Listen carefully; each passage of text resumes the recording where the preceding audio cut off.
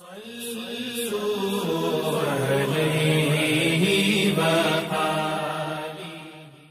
اللہ الرحمن الرحیم۔ صحیح بخاری حدیث نمبر 643۔ حمید طویل نے بیان کیا کہ میں نے ثابت بنانی سے ایک شخص کے متعلق مسئلہ دریافت کیا جو نماز کے لیے تکبیر ہونے کے بعد گفتگو کرتا رہے۔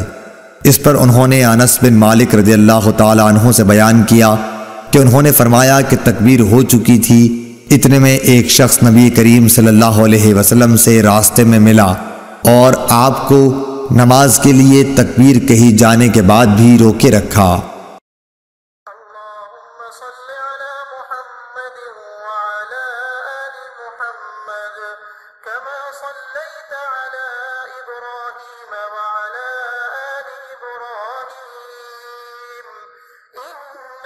حميد